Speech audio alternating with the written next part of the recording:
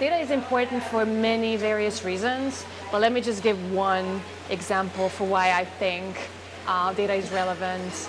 I think data empowers people in their decisions, and when it comes to political engagement, for instance, or people voting for a new government, I think the data that they have at hand about their politicians, about the policymaking process, gives them the kind of power that is needed to create better democracies.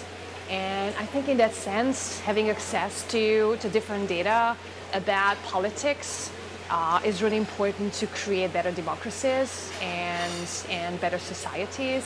And that said, beyond that, there's a lot of different ways in which data is useful. For instance, making our lives easier, to create more efficiencies within the government, to empower citizens again in their decision making when it comes to housing or education of their children, and to reduce corruption, to reduce fraud and waste of money. There's a tremendous lot of things that data can be relevant for. So I could go on and on about this.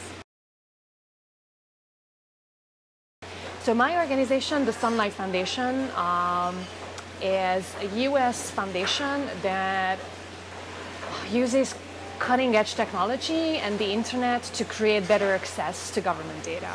So what we do is we're creating mobile applications, databases, different websites and technology tools that are used by both citizens and investigative journalists who want to know more about who is influencing the decision-making process in the US, or what kind of bills and laws have been passed, so to know more about their democracy.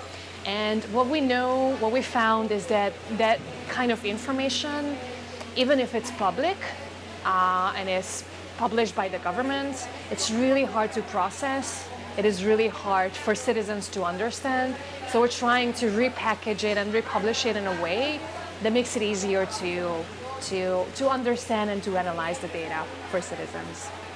And also for investigative journalists to be able to go deeper into stories of corruption and misuse of public funds. So that's what we use data for. I think there will be a lot of challenges.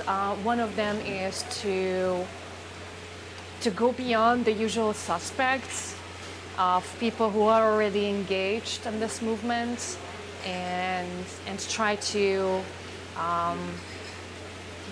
make people aware of the potential of data and make people use it more. So engaging citizens a bit more is a huge challenge of the data revolution.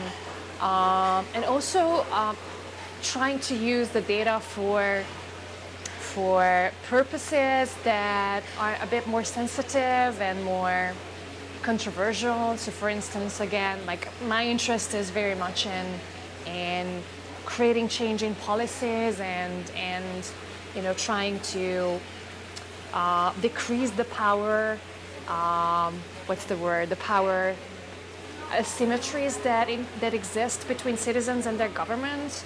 And to get enough political buy-in from governments will also be a huge challenge. So even if they do disclose data about less controversial stuff, it will be very difficult to convince governments to start publishing data about their own decision-making processes. So that's the second one. The third one is bridging between the local and the global movement. I think there's a lot going on the global level. There's a tremendous lot of organizations working on the global advocacy aspects of data, but that has to translate to a local context too, and that's a huge challenge these days. So these are some of the challenges. The data revolution means, and again, I can add to what I've just said and repeat myself in a way. For me, the data revolution means, or the biggest impact of the data revolution is citizens being able to participate in the political process in a way that they couldn't participate in it for a long time. And citizens being empowered by information about their democracy in a way that can drive actual change. And that's, I think, a huge thing. But it's going to take a long time. So the data revolution, I think, has only just started now and will take a long time. I think they are really important because a lot of and I work for an organization who does a lot of global stuff.